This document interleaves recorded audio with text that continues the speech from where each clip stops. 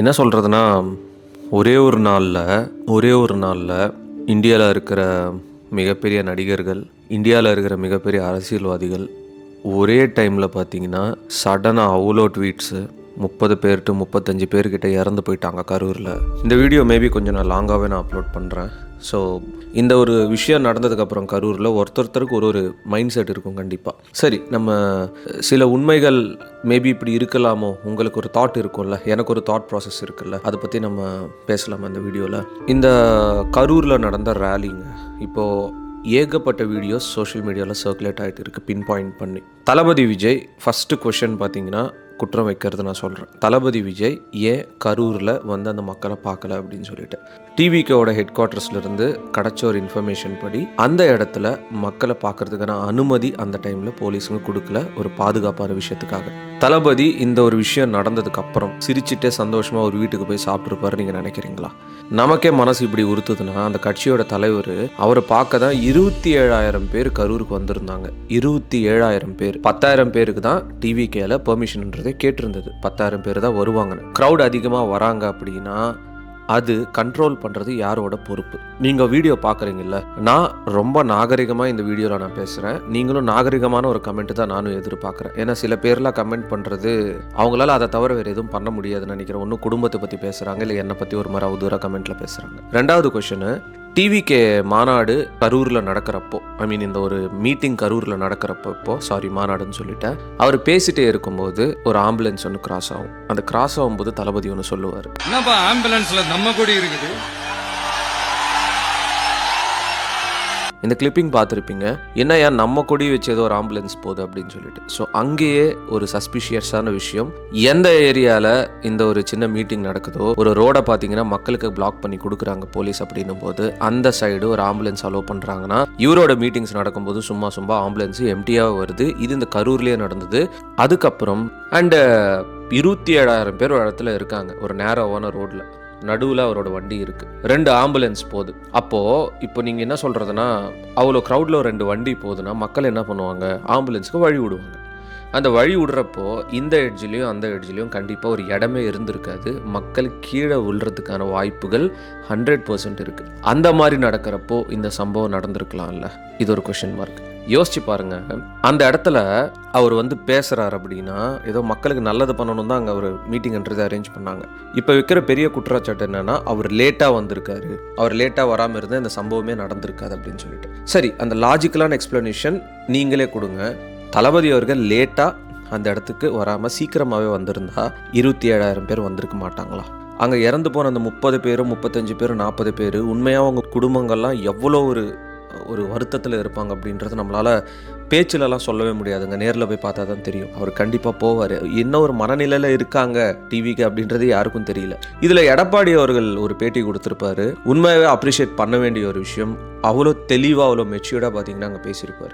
இங்கே எனக்கு புரியாத விஷயம் நிறைய இருக்குங்க, அதை பற்றி நம்ம பேசுவோம். இந்த ஒரு விஷயத்துக்காக தளபதி விஜய் அவர்களை அரெஸ்ட் பண்ணுவாங்களா? இப்போ கோர்ட்டில் பார்த்தீங்கன்னா நிறைய கேஸ் கொடுத்துருக்காங்க, இன்க்ளூடிங் புசி ஆனந்த் மாதிரி. இவர் மேல் நிறைய பேர் பார்த்தீங்கன்னா கேஸ் கொடுத்துருக்காங்க. இந்த மாநாட்டில் இந்த மாதிரி விஷயம் நடந்திருக்குன்னு சொல்லிட்டு டிஜிபி ஆஃபீஸ்லேருந்தும் பார்த்தீங்கன்னா போலீஸ் ப்ரொடெக்ஷன் இருக்கிற மாதிரி தான் பார்த்தீங்கன்னா சொல்லியிருந்தாங்க. ஆனால் தளபதி ஸ்பீச்சில் ஒரு வார்த்தை சொல்லியிருப்பார், போலீஸ் பாதுகாப்புலாம் கரெக்டாக இருக்கா அப்படின்னு சொல்லிட்டு.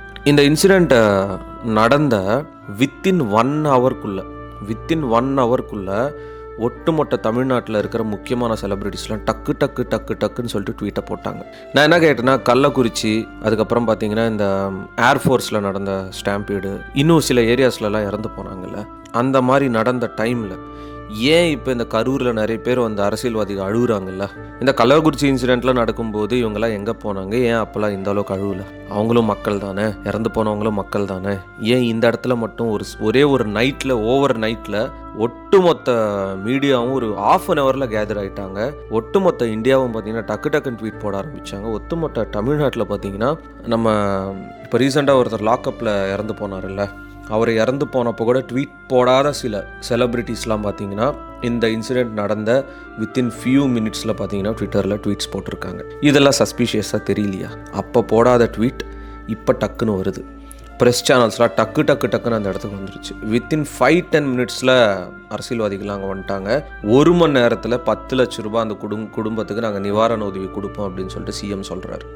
உதயநிதி அவர்கள் துபாய் ப்ரோக்ராமை கேன்சல் பண்ணிட்டு வர்றாரு. சிஎம் அவர்கள் சென்னையிலேருந்து கிளம்பி வர்றாரு. மொத்த அரசியல்வாதி கூட்டம் எங்கே இருக்குது, ப்ரெஸ் இருக்குது, ப்ரெஸ் மீட் அரேஞ்ச் பண்ணிட்டாங்க. இது எல்லாமே வித்தின் 1 ஹவரில் நடந்தது. ஒரு சம்பவம் நடக்கிறப்போ அந்த குடும்பத்துக்கு நஷ்டஈடு கொடுக்குறாங்க அப்படின்னா அது ஒரு ப்ராசஸ் எவ்வளோ நேரம் ஆகும் தெரியுமா? பட் 1 ஹவருக்குள்ளே ஒரு ரிப்போர்ட்டை ரெடி பண்ணிட்டு டக்குன்னு ஒரு என்ன சொல்கிறதுனா ஒரு ஃப்ராக்ஷன் ஆஃப் செகண்டில் இது எல்லாமே பார்த்தீங்கன்னா நடந்திருக்கு.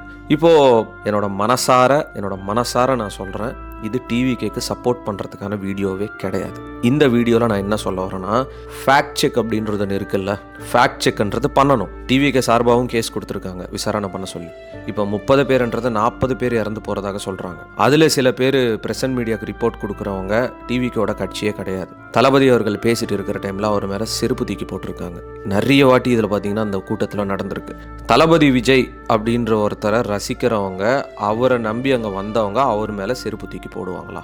ஆம்புலன்ஸ் உள்ள வரும்போதே தளபதிக்கு சஸ்பிஷியஸ் ஆச்சு, நம்ம கூட வச்சதுக்கு ஆம்புலன்ஸ் வருதுன்னு கேட்குறாரு. நியூஸ் சேனல்ஸ் ஒரு ஃபுட்டேஜை போடுறாங்க, ஒரு விஷயத்த போடுறாங்க, அது டிவிகேக்கு ஃபேவராக இருக்குது. அடுத்த செகண்டை பார்த்தா அந்த வீடியோவை காணும், டெலீட் பண்ணி வச்சுட்டாங்க. இது எல்லாமே ட்விட்டரில் இருக்கிற நண்பர்கள்லாம் டவுன்லோட் பண்ணிவிட்டு இதெல்லாம் பார்த்தீங்கன்னா போட்டுட்டு இருந்தாங்க. இப்போ அந்த 40 பேர் இறந்து போயிட்டாங்க அப்படின்னு சொல்லிட்டு பார்த்தீங்கன்னா ஒரு நியூஸ் சொல்கிறாங்க. அந்த குடும்பங்களுக்கு காசு கொடுத்தா சரி ஆயிடுமா? அந்த குடும்பங்களுக்கு காசு கொடுத்தா இறந்து போனவங்க திருப்பியும் ரிட்டர்ன் வருவாங்களாம். இந்த இடத்துல பண்ண வேண்டியது, டிவிக்கே இவ்வளோ க்ரௌட் அங்கே வருது அப்படின்றது முன்னாடியே அவங்களுக்கு தெரியுமா தெரியாதான்றதுக்கான ஒரு விசாரணை வைக்கணும். 10,000 பேருக்கு தான் பெர்மிஷன் கேட்டிருக்காங்க. 27,000 பேர் வரும்போது அந்த கரூர் மாவட்டத்தில் ப்ராப்பரான அரேஞ்ச்மெண்ட்ஸ் பண்ணியிருக்கணும், ப்ராப்பரான போலீஸ் ப்ரொடெக்ஷன் கொடுத்துருக்கணும். மூச்சியே விட முடியாத அளவுக்கு ஒரு க்ரௌட் அங்கே வருது அப்படின்னும் போது சேஃப்டி ப்ரிகாஷன்ஸ் 100 இல்லை 1000% ஜாஸ்தியாக இருக்கணும். டிவிகேல இந்த ஒரு மீட்டிங்காக அந்த கட்சிக்கு ஒர்க் பண்ணுறாங்கல்ல, அந்த ஆலோசனை பண்ணுறது, இந்த இடத்துல இவ்வளோ க்ரௌட் வருவாங்க, இதை அரேஞ்ச் பண்ணலாம், அதை அரேஞ்ச் பண்ணுறாங்க, அவங்கள கூப்பிட்டு கொஸ்டின் கேட்கணும், அவங்கள மேலே ஒரு இன்வெஸ்டிகேஷன் வைக்கணும். எனக்கு என்னன்னா, இவ்வளோ சஸ்பீஷியஸாக சில விஷயங்கள்லாம் நடக்குது, இத்தனை பேர் இறந்து போயிருக்காங்க, இதில் அரசியல் பார்க்கறது நல்லா இருக்கா? நான் 2-3 வீடியோ பார்த்தேன். ஆம்புலன்ஸுங்க உள்ளே வருது இந்த இன்சிடென்ட் நடந்ததுக்கப்புறம். அந்த ஆம்புலன்ஸில் இன்னொரு கட்சியோட ஒரு பேனர் வச்சுட்டு உள்ளே வருது. இது எந்த வகையில நியாயம்? இது எல்லாமே ஒரு பொலிட்டிக்கல் கேமாக இருக்குமா இருக்காதா அப்படின்றது எல்லாருக்குமே ஒரு கொஷின் இருக்குல்ல. இதை தீர்மானிக்கிறது கோர்ட்டு தான். அண்ட் கவர்னரும் பார்த்தீங்கன்னா நிறைய கொஷின்ஸை சிஎம்க்கு வச்சுருக்காரு. நான் நிறைய கேள்விப்பட்டிருக்கேங்க, கரூர் இப்படி கரூர் அப்படின்னு சொல்லிட்டு. பட் இவ்வளோ பெரிய ஒரு விஷயத்த அங்கே நடக்கும் அப்படின்றது யாருமே எக்ஸ்பெக்ட் பண்ணலை. This is completely worst. ஒரு மிகப்பெரிய பிளாக் டேவாக பார்த்தீங்கன்னா கரூரில் இருக்க போகுது. ஆனால் அந்த குடும்பங்கள் எவ்வளோ கஷ்டப்பட்டுட்டு இருக்காங்க, இப்போது எவ்வளோ அழுகுறாங்க அப்படின்றத பார்த்தீங்கன்னா யாராலையும் தெரியாது. லிட்ரலி என்னென்னா, extreme level to the core ஹேட்டாக பார்த்தீங்கன்னா இப்போ மாறிடுச்சு. தளபதி விஜய் அவர்கள் கண்டிப்பாக முன் வந்து ப்ரெஸ் மீட்டு வைக்கணும். ப்ரெஸ் மீட் வச்சுட்டு அவர் பேசணும். கரூருக்கு விசிட் பண்ணிவிட்டு கண்டிப்பாக பார்த்தீங்கன்னா அந்த மக்களை பார்க்கணும். இல்லைனா இந்த குற்ற உணர்ச்சி எத்தனை வருஷத்துக்கு அந்த கட்சி மேலே இருக்கும், அவர் மேலே இருக்கும் அப்படின்றது யாராலையும் பார்த்தீங்கன்னா யோசிக்க கூட முடியாதுங்க. அந்த அளவுக்கு பார்த்தீங்கன்னா வருத்தமான ஒரு விஷயம் அது. 20 லட்ச ரூபாய் அந்த இறந்து போன ஒரு குடும்பத்துக்கும் பார்த்தீங்கன்னா டிவிகே சைட்லேருந்து அனௌன்ஸ் பண்ணியிருக்காங்க. இப்போ நானே கேட்குறேன், ஏன் ப்ரோ காசு கொடுத்தா அந்த உயிர் வந்துருமா அப்படின்னு சொல்லிட்டு? கண்டிப்பாக வராதாங்க. Rest in peace to those families. And ஒரு இன்ஃப்ளூயன்சராக, ஒரு பிரதரான ஒரு விஷயத்த நான் சொல்லிக்கிறேன். இந்த கட்சின்னு கிடையாது, இல்லை எந்த ஒரு மாஸ் கேதரிங்காக இருந்தாலும் நீங்கள் அங்கே வரீங்க அப்படின்னும் போது தயவு செய்து உங்களோட குழந்தைங்களை கூட்டிகிட்டு வராதிங்க. வயசானவங்க உங்களால் க்ரௌடில் நிற்க முடியாது அப்படின்னா நீங்களும் வராதிங்க, அவாய்ட் பண்ணுங்க. உடம்பு சரியில்லாமல் நீங்கள் அங்கே வந்து நிற்கணும்னு எந்த அவசியமும் கிடையாது. அந்த இடத்துல ஏன் 5 வயசு குழந்தைங்களா 6 வயசு குழந்தைங்கள கூட்டிகிட்டு வந்திருக்காங்க அவ்வளோ பெரிய க்ரௌடில்? அதுவே பார்த்தீங்கன்னா எனக்கு புரியல. இதுக்கான விளக்கம், இதுக்கான ஜஸ்டிஸ் அப்படின்றது டிவிக்கோ தளபதி விஜயோ வேற யாராலையும் கொடுக்க முடியாது. Let government decide and let government announce என்ன பண்ண போகிறாங்க அப்படின்னு சொல்லிட்டு. அதுக்கப்புறம் இந்த டிவிகே அப்படின்ற கட்சி என்ன கலராக மாறப்போகுது அப்படின்றது உங்களால் பார்க்க முடியும். அண்ட் இதுக்கு மேலே இந்த ரோட் ரேலிஸ்ன்றது இருக்குமா, இந்த கம்ப்ளீட்டாக தடை செய்யப்படுவாங்களா அப்படின்றது ஃபியூச்சரில் நமக்கு தெரிய வரும். இந்த கம்ப்ளீட் வீடியோவில் நான் சொன்ன விஷயங்களில் உங்களுக்கு ஏதாவது கருத்து வேறுபாடு இருந்ததுன்னா, நான் நாகரிகமாக தான் நான் பேசியிருக்கேன், அநாகரிகமாக எதுவுமே நான் ஒரு சின்ன வார்த்தை கூட இதில் நான் யூஸ் பண்ணல. உங்களோட தாட்ஸை கமெண்ட்ஸில் மென்ஷன் பண்ணுங்கள். நேற்று நடந்தது ஒரு பேட் ட்ரீம் மாதிரி தான் இருக்கே தவிர இன்னும் கூட என்னால் நம்ப முடியல. இவ்வளோ பெரிய ஒரு பிரச்சனை அங்கே நடக்கும் அப்படின்னு சொல்லிட்டு. ஒரே ஒரு விஷயத்த நான் சொல்கிறேன், there is like 1000 ரீசன்ஸ் இருக்குது இப்போ நீங்கள் ஒருத்தரை ஹேட் பண்ணுறதுக்கு. ஆனால் there will be one truth. ஒரே ஒரு உண்மை இருக்கும், அந்த உண்மை வெளியே வரும். அந்த குடும்பங்கள் இப்போ எவ்வளோ கஷ்டப்படுறாங்களோ அந்த கஷ்டத்துக்கான ஒரு ஜஸ்டிஸ்ன்றது கண்டிப்பாக சத்தியமாக சொல்கிறேன் கிடைக்கணும், சத்தியமாக கிடைக்கணும் அந்த ஜஸ்டிஸ் அப்படின்றது. அது கிடைக்காம அவங்களால பார்த்தீங்கன்னா உயிர் வாழ முடியாது. அந்த இறந்து போன குடும்பங்களை நினச்சி நான் அவ்வளோ கஷ்டப்படுறேன். இது எனக்கோ என் குடும்பத்துக்கோ பக்கத்து வீட்டில் இருக்கிறவங்களுக்கோ என் நண்பர்களோ நடந்துருந்தா எவ்வளோ நான் கவலைப்படுறேனோ அதை விட மோசமாக எனக்கு கவலையாக இருக்குது. சொல்லிவிட்டு இந்த வீடியோ முடிச்சுக்கிறேன். நான் சொன்ன மாதிரி கமெண்ட் பாக்ஸ் எப்போவும் ஓப்பனில் தான் இருக்கும். உங்களோட கருத்துக்களை, உங்களோட ஃபேக்ட் செக்கை எல்லாமே நீங்கள் கமெண்ட்ஸில் மென்ஷன் பண்ணுங்கள். இந்த வீடியோ பார்க்குறவங்களும் வந்து பார்த்தீங்கன்னா அதெல்லாம் படித்து தெரிஞ்சுப்பாங்க. தளபதி கோடான கோடி ரசிகர்களின் என்றும் அறிவதி பிக் ஷாட் இவர் பிளாக் பஸ்டர் வந்த மகுமதி இக்னோர் நெகட்டிவ் வெட்ட சொன்ன தங்க தளபதி.